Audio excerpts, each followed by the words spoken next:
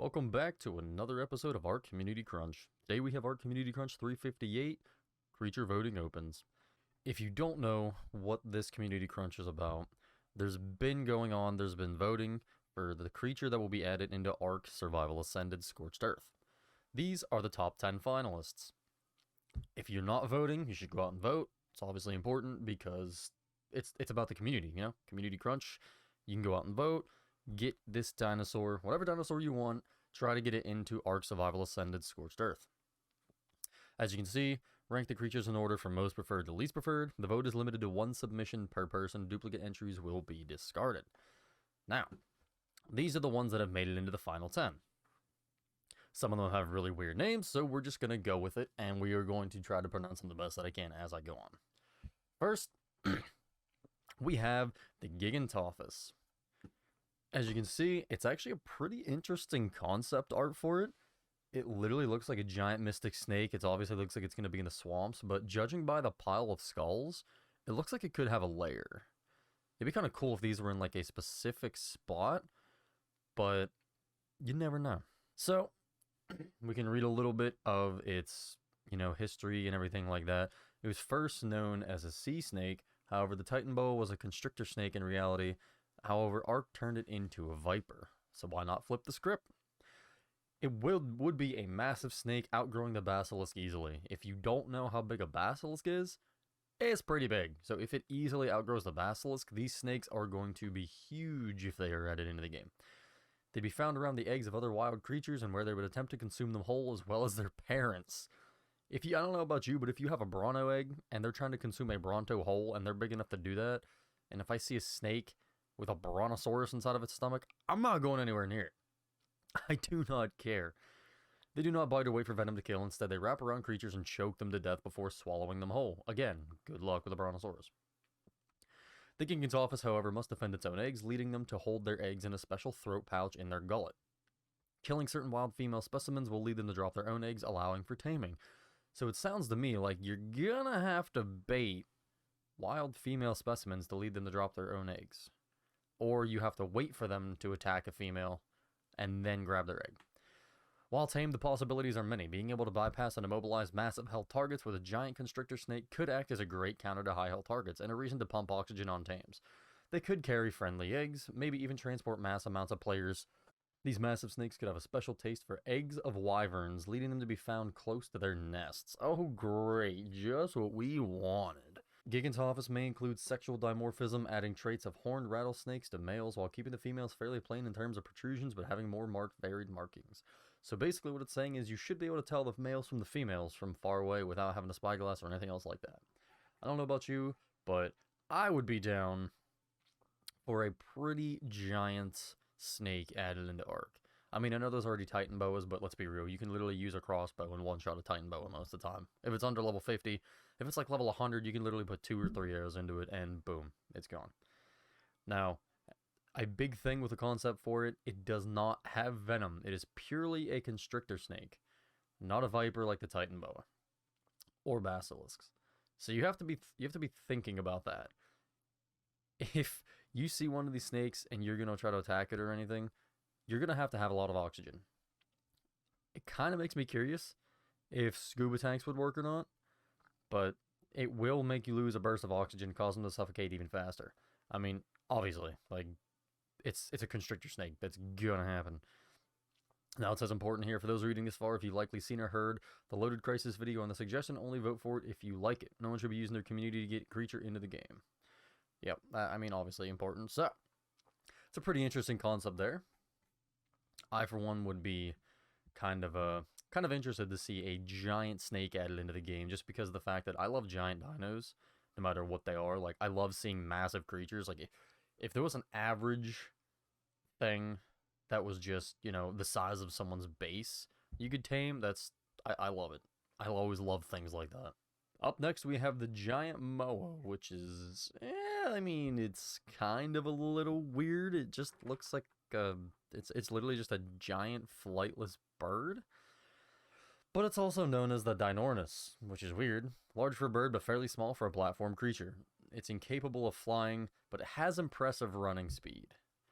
So you can have a base on it, but it's also really fast, which could be kind of fun, but it could also be, I don't know, this one seems weird to me. I could see how it could be utilized, but I think we have enough platform saddled dinos in the game that we shouldn't need another one, but you never know. But I do see that it's unaffected by sandstorms and will protect the rider from the effects of storms and harsh weather in Scorched Earth. Obviously, if that's very map specific for Scorched Earth, that could really help. So maybe it could have some utility there. If there is a very bad issue with getting caught in storms for you, this could be your dinosaur. It has the ability to incubate any egg by sitting on it, which can be really helpful as well. Be equipped with a small round platform saddle large enough for just a few essentials such as a bed and a smithy. So you could take this thing out and just go exploring with it and really not have to worry about much. You could just put a platform saddle on it with a smithy and everything, craft your own stuff and everything like that. Here's a few reasons why they think they should vote for it. Parasaurs are pretty much the fastest platform creature on Scorched, and they are slow. So this is just basically an upgrade to the Parasaur. Gives you something to do during sandstorms, fair enough. Saves you million torches to incubate wyvern eggs when you don't have an incubator. I mean, that's not really an issue if you have S+, because you can just put a bunch of S+ torches around it. But, I mean, that is fair enough too. You can incubate wyvern eggs real easily.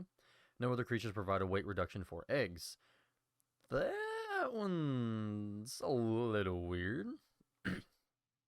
But it's like a hit or miss, I guess. If you're really into Scorched Earth, you could find utility with this bird. But if you're not really into Scorched Earth, then it kind of seems a little weird. Regular dossier. From a distance, the moa can easily be mistaken for its relative, the emu. Upon approaching it, though, it became clear that it was something much, much larger. So the dossier is just basically them finding and figuring out, oh yeah, hey, this is just basically a giant emu. So that is the giant moa. Could have utility even if this is only map specific to Scorched Earth, it still could be kind of useful. Like I said, if you main Scorched Earth, that could be pretty good. Up next, we have the Bastion Beetle, which, I mean, this to me is, I don't know, it kind of looks just like a dung beetle, to be honest, but judging by the pictures, it looks really small. But there are other pictures that they have a saddle that multiple people can ride, that you can put mini turrets on it, and, well, they're saying you should be able to put mini turrets on it, and it's just a massive beetle. Like, it's like the size of a rhino almost. Now, the picture in the dossier doesn't really do it justice, so I will put this picture up here. And as you can see, there's multiple people riding it, and it's just looks like a massive beetle, which could be kind of cool, but at the same time, I don't really know if it would have much utility of just being a multiple platform. I mean, there's not many of those dinos out there that are, you know, multiple platforms unless you have a platform saddle or something like that. But let's see. So it seems like the Tamed could be a little interesting. Once it's yours, it will eat only wood, funka wood, cactus sap, tree sap, vegetable cake, which kind of sucks, but I mean, it's just wood, so. It'll also be the first baby creature you can put on your shoulder immediately, but it's only temporary because its growth will be slow. The shoulder larvae skill, so you get a bonus whenever it's on your shoulder. If you offer it organic polymer, it'll be an insect repellent that will help you in caves and tame insects. Could be kind of cool. The hatchlings give off a deep smell to the human nose. This will help you not fall asleep if you have torpor. The larva is acute. Remember to give it its caress if you wish. The larvae, the Bastion Beetle, will have a state of joy that will help the larva grow faster and to reach the pupa stage. To keep it happy, it must receive caresses of for a certain time. Otherwise, its capabilities will be annulled and it will not have the benefit of fast growth. So you can make it grow faster, obviously, but I think I'd want to keep it young just because of the fact that if it's free insect repellent and it's free stimulant, basically, that could be kind of useful. But again, if it's going from something on your size of your shoulder to something that's huge with a minigun saddle, I don't know how that would work. I mean, I guess baby Rexes start out really small and everything else, so. There's a ton of information on here on this. General abilities, ground flapping. On the ground, it'll fling all small enemies around it by spreading and flapping its wings like the wyvern. It's kind of cool. While flying, he can grab medium and medium-large creatures. He is a large-scale beetle. Of course, he can carry large dinosaurs. Walk like a god. Both can climb and cling to any surface. Now that would be kind of cool. Chemical Spit. When threatened, the Bastion can release a volatile acidic compound on those who threaten it. Okay, so it spits venom, basically. Following abilities. Harvest Cactus Sap like a god. The Bastion Beetles have a unique characteristic of harvesting the sap and cactus and have an extra 20% reduction on top of the original 75%. The Buzzed Buff. When fed beer, the beetle will get a buzz effect, so to speak. While under this effect, the beetle has a 20% increase in melee damage while decreasing stamina and mobility. Passives, it's 75% weight reduction. It'll keep the same speed even if it's at the weight limit. Ballistic damage reduction by 25% except for tech. Radiation resistance. Its weaknesses, it has 30% extra fire damage. It's vulnerable to Genesis Net 2. Extra damage to tech turrets is 30%, and it's weak to other breath attacks. So that could be pretty interesting. I mean, it's got its ups, it's got its downs, but it's a giant flying beetle. I'd be interested to see how much stamina it would have, because it doesn't look like it's a very flying all over the place kind of beetle, but I mean, it's got really good weight reduction. I could see that being like a resource gatherer. You know, you're going to get like thousands of metal and thousands of obsidian and stuff like that. That could be really good. So I could see how this would be useful. It does kind of compare it to the griffin. It can fly backwards. It's a little slower than a griffin, but it does say that it can fly backwards. So it would say it would be one of the most maneuverable flyers, which would be kind of cool. But that is the Bastion Beetle. I lost the name there for a second. Could be cool, could not be cool, you know. I kind of like some of the abilities. It seems like it would be better than it would worse. It could be a good tame just to have, like, in your back pocket if you need to go do something. Like, I always use RGs for getting metal and everything else, but if I get a dung beetle that can do, you know, an extra % whenever it just drinks beer and it could be deadly and get me resources, oh, I'm down for that. Up next, we have the Gigantoraptor Regalamalia. Oh my gosh, that was terrible. So this art concept looks pretty weird. It looks like a giant pheasant almost, but it's got wings and also claws. And it's got weird things coming out of its back that kind of look like tentacles. So that is the original. That's like the drawn up dossier for it. Dossier text, we have the common name, the species, the time. It is an omnivore. Its temperament is loyal. Wild, it is quite peculiar theropod with formidable claws and a strong kicking legs. This Allosaurus-sized theropod also appears like an apex predator. However, in most cases, this doting parent is never seen far from its mate in clutch of eggs. So they kind of stay in a pack of either eggs or near their mate. So I mean, they're kind of like Deinonychuses in that way. So that'd be pretty interesting to see how you would have to tame them. Their bond seems to run far deeper than any other species I've observed, as whenever they perceive their brood to be in danger, it manifests into a rush of adrenaline, dubbed Mother's Fury. This allows them to grapple the threats with far larger than any animals their size. I guess there's nothing more powerful than a mother's love. It seems like the best way to gain the trust of these parents is to lend a hand. Nesting individuals tend to get quite hungry, spending so much energy protecting their brood, so will happily accept food from humans. However, predators will take their chance to steal an egg while they eat. One must defend the nest from these pesky foes, but once these are dispelled, your efforts will be rewarded. Both parents will happily follow you home, trusting someone who cares just as much about their young. Wow. Okay, that's kind of cool. You literally have to, like, enter a battle for their eggs, and then both the parents will follow you home.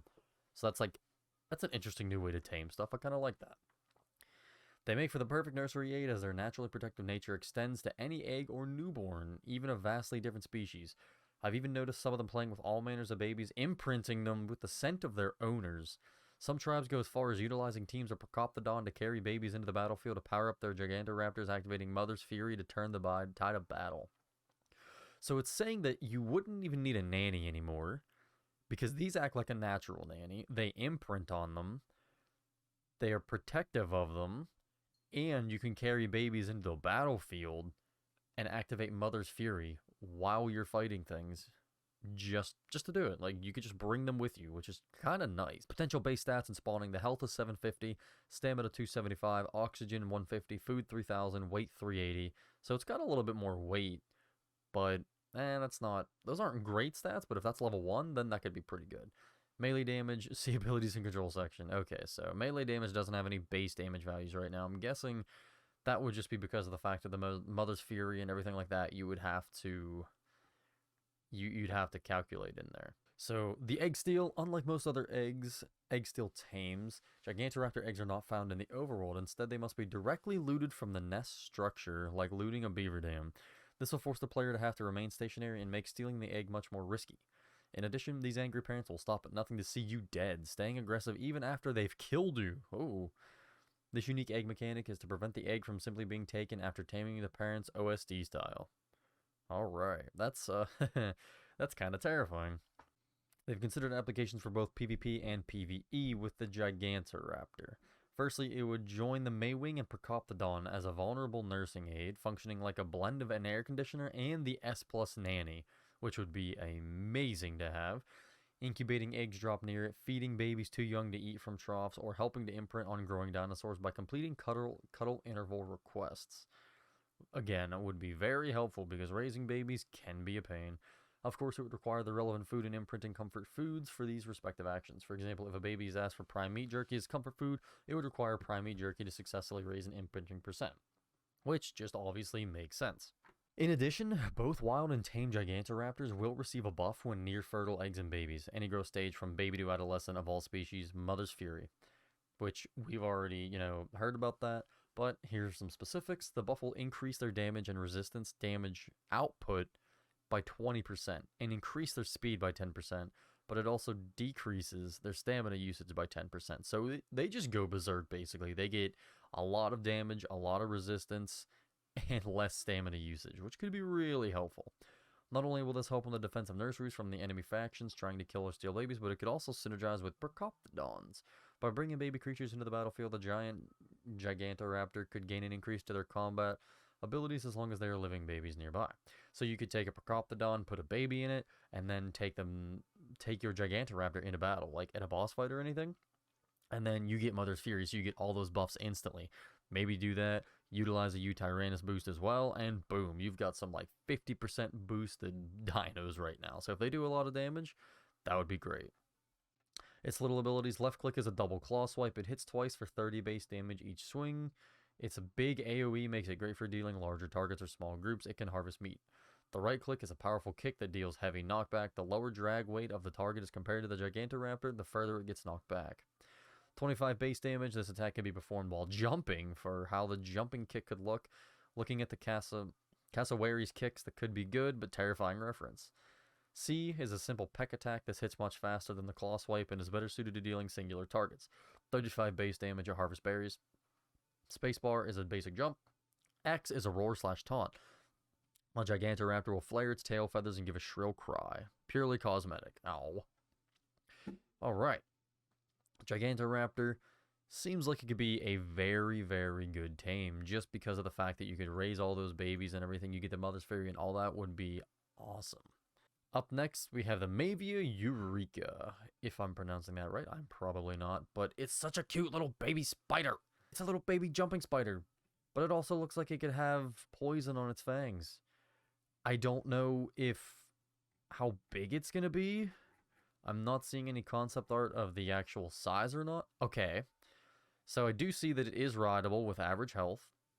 It's slow, it can walk on walls and ceilings. It can't jump except with the locking on ability. Cast net and locking on abilities. The net will consume stamina over time. The speed stat, instead of increasing the speed, will increase the drag weight of the creature that can be affected by the net. The max drag weight will be large creatures of ARK except Titan/boss. Scary face ability, cool ability but optional. Cannot induce torpor. Behavior in the wild, the female will be aggressive toward unconscious creatures and if attacked directly, not if other spiders are attacked near. If attacked and with no males around, the female will flee. As she is slow, she can use a scary face to evade. This is where scary face has its purpose. If attacked with males around, the females will use the net on the aggressors to help the males. The behavior tamed. The abilities can be used only while rided. If the rider dismounts the spider when using an ability, the ability will stop. Now the male has difference. Shoulder pet, much smaller than the female with low health. So it's kind of like an otter. It's fast. It can walk on walls and ceilings. It cannot jump except when using the venom ability. The dance ability is to tame the female. The venom ability, the male can jump and bite at a target. The bite inflict very few damage, but a lot of torpor, so it's almost like a scorpion. The cooldowns on the abilities will be high to avoid spamming. The melee stat, instead of increasing damage, will increase the torpor afflicted by the venom ability. So they're not a very damaging spider, but it can be used to knock things out. Cannot cast net nor use the scary face abilities. The male will be aggressive towards small creatures and unconscious creatures or if attacked.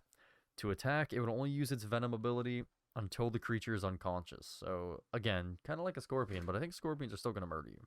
Whenever it's tamed, the venom ability can be used only while on the shoulder. When the venom ability is used, the male will return to its owner if passive. So what it's saying is it's going to be on your shoulder, and you can literally throw it, and it'll poison things and knock them out. You're like throwing darts at it, but it's a baby spider. Oh, that would be so fun. I mean, it looks adorable. It looks cute. I think the female is what's pictured in the dossier. I will put up this picture now, which probably looks more like the male because, as you can see, it's got the venom fangs. So that gives a little bit more perspective on the kind of torpor and everything, the abilities that it's going to have. So that's the Maviaeurus. That's not a ton of information on it. There are a couple more abilities. The ability latching. As a jumping spider, they have outstanding ability and the ability to crawl on walls, but at a more rapid pace, maybe even more cost stamina drain for balance. So kind of like the Desmodus when you latch onto things. They have given the thought to giving it the ability to fully latch onto smaller prey in order to accurately cover the target with their ready net. So that would be kind of cool. The locking on ability, single feature would make this creature so invaluable and even possibly make it require a very difficult feat for taming due to that power. As with the spider's extreme accuracy, it could lock onto a target, and the net cast would be immediate, rendering even jumping managers, mana garmers unable to jump, even though I do feel that stamina might be in the way to balance this out. So that would be very interesting. There are a few other concepts that they've been thinking about, but they're not set in stone yet. I'm guessing whenever the dinosaurs are selected, whichever one is going to be in the game, that's whenever they're going to start finalizing some of these things. So up next, we have the Gorgonops. Kind of a weird name, but it also is a really weird look. So, I mean, it's weird. It doesn't look like a carnivore. Or, I don't know why I said it doesn't look like a carnivore. It looks like a carnivore. But it also kind of looks like it's an omnivore, because it looks like a big lystro, but with teeth. So it's kind of weird. Obviously, it's a carnivore. Its temperament is weather dependent, which is kind of weird. So to tame these, they can only be tamed during a weather event, which is kind of interesting. And the type of weather determines the method, which is really interesting. While deathworms are its favorite food, dead or alive, other types of meat will suffice. In the ordinary weather, it's solitary and won't attack unless provoked. You can make yourself appear as a worthy challenge by attacking it. It will then respond back with a roar accepting your invitation. Impress this beast with your skills, be they swords, guns, or your own two fists. If it's a heat wave, the Gorgonops is irritated and needs to cool down. If you're fast enough, try leading it to an oasis. Drinking the water will calm it down, allowing you to passive feed it deathworm horns and other types of meat. Electrical storms. Gorgonops doesn't like the lightning. It needs comforting. Give the creature some loving pats, and feed it treats like raw meat and raw prime.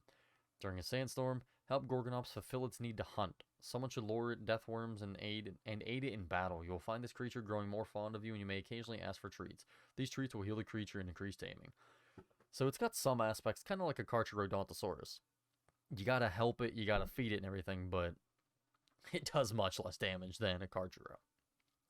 So the tamed abilities, while riding the Gorgonops, the player receives increased heat insulation and reduced water drain. Will also receive no penalty from weather events, so no stamina drain during sandstorms, no damage taken during a heat wave, and can still use electrical weapons while mounted during an electrical storm.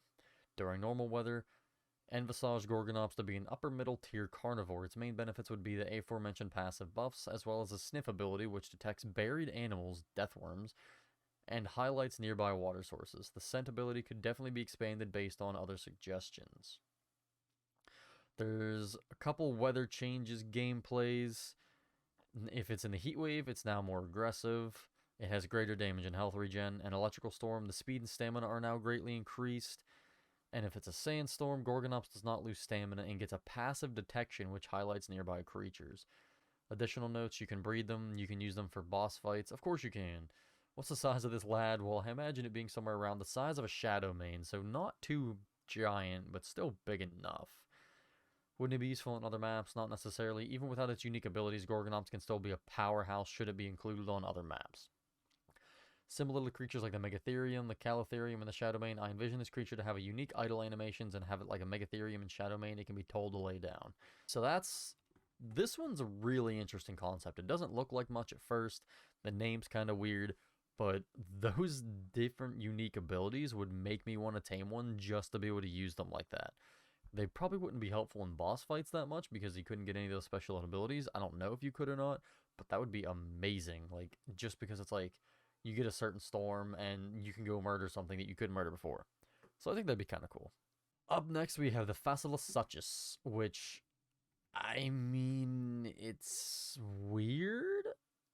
It says it's a large dino, rock golem trapper plus counter with, quote, badass artwork. I mean, I don't know, it just looks like a giant lizard to me with claws. It's definitely giant. It is a carnivore. It particularly favors armored creatures. Whatever that means. So it means things like the Ankylo and the Dode, because in the picture there is a Dode and it's getting slaughtered. Time period is Triassic. The temperament is aggressive. Of course it is. Why wouldn't it be? So the little abilities we have, the intense gripping bite with its strong jaws, it'll immobilize a rock elemental if high enough level. Works like a giant bear trap or a net gun. It has a crush ability for armored dinos. The Dode, the Ankylo, the Carbo, the Stego, the Kentro, it does not take damage from the Kentro. Tech dinos, rock elementals, Arthropluras, Shadow Manes due to their armor ability. So that's the crush ability, works on all those dinosaurs. It has 3 attacks, trap, crush, and swipe. It can trap any dino no matter how big, and also traps flying and water-based creatures. Time trap will depend on stamina, and trap dinos will not take damage. Crush. If the dino is under armored category and the Felcosuchus can slowly crush its victims to death in its jaws if the option is selected, its victim cannot move or fight back until the stamina is drained on the Felcosuchus. Stamina drain is faster while in crushing mode and it also has a cooldown. Swipe. The Felcosuchus has a tail swipe ability to knock back its attackers, so that's pretty interesting. Heat resistance and sandstorm protection. Due to its cold-bloodedness, the Felcosuchus gains strength from the heat of the desert sun. The higher the temperature, the stronger and quicker it is. This has a reverse effect in the cold, and at nighttime it's a lot more sluggish and slow. Due to its thick hide and particularly resilient against sandstorms, and heat resistance also takes effect when being attacked by flame arrows, flamethrowers, and flaming oil jars. However, the Felcosuchus is particularly vulnerable to explosives. It can harvest stone, metal, chitin, and keratin. That is a weird but very good kind of harvesting group there. To tame one, you need to keep your distance. If it spots you during a tame, it will attack you and break your legs in the wild. It loves crunchy things and treats armored dinos as chew toys. How to tame it. You need to sacrifice an armored tame creature. A Dode, an Ankylo, Carbo, Kentro, Tech Dinos, Rock Elementals, Arthropluras, Shadowmanes. The Felcosuchus in the wild can be found underground in the sand dunes of Scorched Earth, its mouth open wide, waiting, ready to trap its prey, like a giant bear trap. Only its teeth popping out of the sand are visible. To tame it, you need to sacrifice a crunchy dino to be trapped and it will spring out of the ground. The Felcosuchus will slowly crush the tames to death and do a death roll like a Sarco. This will add taming effectiveness. You may need multiple sacrifices if it's a high level. Saddle tiers and health points do help the effectiveness. The less tames you need to sacrifice, the better it will be. Once that stage has begun, you can proceed to trank the Felcosuchus into submission and knock it out. But make sure you've got the best TE bar before you do. Taming effectiveness will be based on the health of the sacrifice. If you have high level Dode with a lot of health, and the amount of time it takes to kill a creature will increase the taming effectiveness. You can still reach 100% with different armored creatures, but Rock Elemental will still be your best option for quicker results for taming a high level. So you tame a high level Felcosuchus, you get you get a Rock Golem with high health, and somebody drew I'm gonna save this one here. I'm gonna Somebody drew this as as like a description of what it's like to tame it. Nasty teeth sticking out of the sand with a bear trap. Unassuming rock golem called Jeff. So Jeff is about to get sacrificed to this thing. Oh, that's great. So that's the basis of the Felcosuchus. It seems really cool. It has some nice abilities. Its taming is kind of unique and cool as well. Moving on, we have the Maviaeurus. I probably butchered that completely, but it's a weird name. But it's also a weird looking kind of dinosaur. As you can see, it kind of looks like a mini Diplo, but with big claws. So I mean, I don't know, it's a little weird concept to me, but I do see the pictures. It's attacking a Rex. So it's gotta have some good abilities to it, right? Alright, let's see here. Taming method. To tame one, you must gain its respect. When you approach the lady, you will square up. You will be challenged by the dino to an on-foot melee fight. Once your duel starts, you and the lady will take turns attacking. But be wary of the thunderclap. It'll stun you for 15 seconds, giving him the advantage. You are able to detect the stun attack by timing yours correctly. If you successfully deflect the thunderclap, you'll gain taming affinity. At the end of the spar, you will be able to feed the Lido and finish taming it. The uses. The Lido's armor is embedded, his hide is embedded with tough osteoderms. These can be harvested from a Lido's corpse and used in crafting recipes. Unique crafting recipes and osteoderm armor. Unlike flak and chitin, the osteoderm armor is more durable, lightweight, and does not get too hot or too cold. So it's unique armor, and it also gives you, I think, hypo and hyperthermal buffs. The armor pieces can only be crafted from the Lido's platform saddle. Blueprints can never be found anywhere, so the only way to get better armor is to upgrade it via the platform saddle. Upgrading the armor, however, is resource heavy. There is a cap to the upgrading. So not only can you make it, you can make a platform saddle for it. You can upgrade the armor on the platform saddle. So that's kind of nice. Along with the armor, the Lido's claws can be harvested to make a unique weapon, the Lido's rake. While the name makes it sound like a garden tool, the rake is actually a rather powerful melee weapon with multiple uses. You'll be able to harvest large amounts of wood and stone. By hitting the rocks and trees, you are sharpening the weapon, allowing it to deal more damage. Unlike other weapons, you must rake it up to get higher durability. To level it up, similarity to chibis, you must kill alpha dinos with the rake. Oh boy.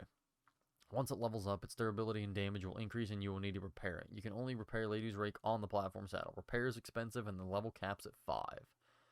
The attacks, the sharpened claws, which is C. Sharpened claws is an attack key binded to C that will only damage rocks and trees. After attacking X amount of rocks, you will gain a damage increase for 30 seconds. The swipe attack. Swipe attack can only be used in the bipedal stance. This attack can be clicked and held constantly to swipe at an expense of a turn radius and speed. Thunderclap. Thunderclap is a stun attack with a small radius. It lasts for 15 seconds. It will completely stop anything smaller, and it will only slow down anything bigger. The bleed. The Lido has the ability to bleed dinosaurs, however, this is not a normal bleed attack. Lido's Nash is percent-based and increases stamina drain. Once stamina is drained, the target will take 5% health over 10 seconds. TLDR will only take bleed damage if you have no stamina. The tail attack is a generic attack that causes moderate damage. Here's the concept art of the Lido armor and the weapon. It does look pretty interesting. I mean, it'd be cool if you could recolor it and everything. It does just look like really badass chitin armor, but I think I'd be all for it. Pretty interesting there. Up next, we have the Armadillosuchus, which kind of self-explanatory. It's going to be a giant armadillo. But as you can see by the picture, it's got a tongue grapple for maximum destructive momentum. You can roll in any direction. You can even jump while rolling, so it's kind of like a Dode, but better. It's all-terrain. It can go on mountains, water. It can grapple over the water, everything else, which is really interesting, and it looks giant and terrifying. There is a link for the dossier. The diet, it eats bugs. Does not eat raw meat when tamed. So it's an insectivore. Interesting. Its temperament is neutral but aggressive against wild bugs. So if you're a bug, don't even try to come near this thing. Rydell, yes, the saddle goes under its belly like a gotcha. Oh, okay. What does it do? It's big, deadly, and swinging right into your house.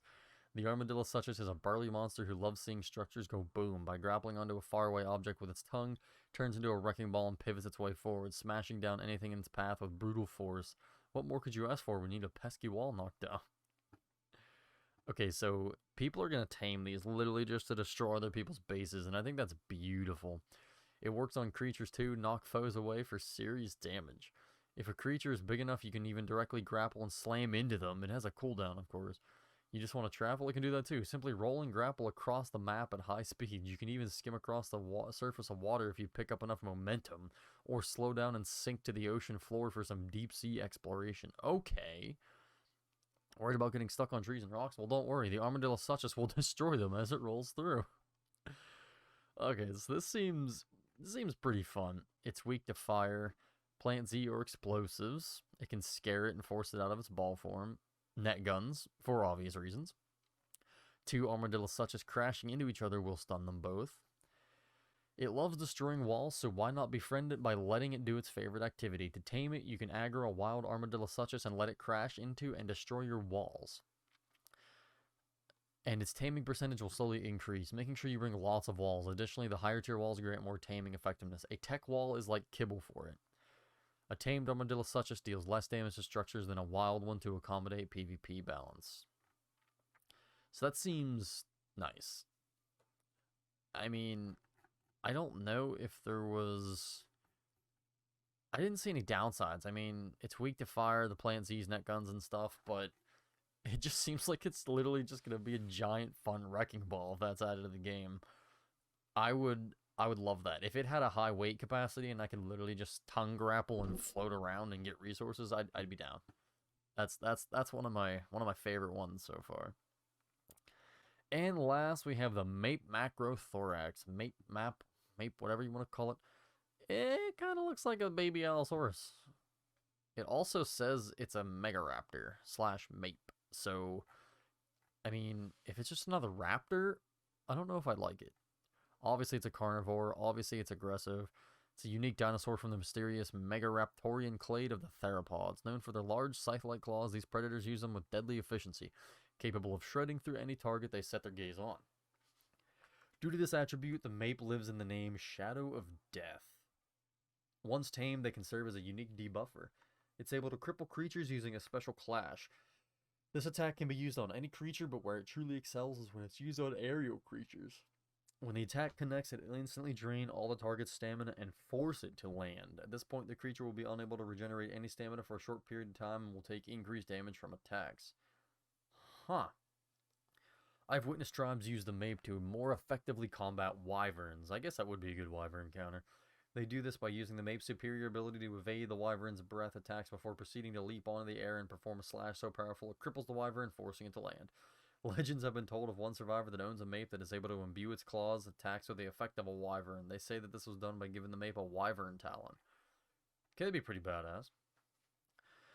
Its primary attack, a simple bite attack that deals decent amount of damage. Secondary attack is pressing or holding down the corresponding button, which is right click. It'll have the Mape rapidly swipe its claws. Looking in a certain direction will cause the Mape to swipe its claws while turning to face that direction. This would work like Sarco's bite where it can turn while attacking. Crippling slash is C. Upon pressing the corresponding button, the Mape will leap forward and perform a powerful slash attack with both of its hands. This attack will inflict a new unique debuff called Crippling Wound. This ability will cost stamina, and go on a cooldown for 5 to 10 seconds after successfully being used. This is Mape's most powerful attack. By holding down the corresponding button, you'll be able to charge up this ability and aim it. This would allow for much greater leaping distance, whether it can be horizontally or vertically. This would specifically be used for helping Mape to reach flyers. The Crippling Wound, if used on a land or water creature, this debuff will decrease their movement speed, slowly drain their stamina, and cause them to take more damage from incoming attacks. If used on an aerial creature, this debuff will instantly drain the flyer's stamina and force them to land. At this point, the flyer will be unable to regenerate any stamina for a short period of time and will take more damage from incoming attacks. The flyer would also have decreased movement speed. Jump, which is spacebar, obviously. Mape has the ability to jump upon pressing the corresponding button. If you hold the button down, Mape is able to do a super jump akin to the Reaper and Shadow Man. The passive is reduced fall damage. It takes little to no fall damage. It's able to fall from great heights without sustaining much injury at all. It's Aesthetic Roar, an aesthetic roar that looks and sounds cool, and that's literally it. That would be pretty interesting. If you have a problem with wyverns, that would probably be your best bet to vote for the macrothorax. I don't know why I said microthorax. So those are the 10 creature finalist submissions. I like a few of them. I don't like a couple of them. I think the jumping spider is the cutest one. But if I had to go with a utility, I think I'd either go with the macrothorax or the Armadillosuchus. I really do like the Giganotosaurus, but I mean, it's a giant snake. The macrothorax would have good utility because it's really annoying trying to deal with flyers. Unless you have turrets, you're pretty much screwed. Or unless you have another flyer that can kill it, yeah, you're pretty much screwed. The Armadillosuchus could be good for raiding bases because I feel like you could just literally slam into their base with like an Ascended saddle and just be like, yeah, what's up? Your turrets, everything, they're gone. Just deal with it. So that is going to wrap up this community crunch number 358. I, for one, actually like this community crunch. Like I said, it was a long one, but it is very worth it because these are some interesting dinosaurs. Let me know down below which ones you like, if you want more information on any of them, which one you'll be voting for, etc., etc. I hope you enjoyed, and I will see you in the next video. Peace.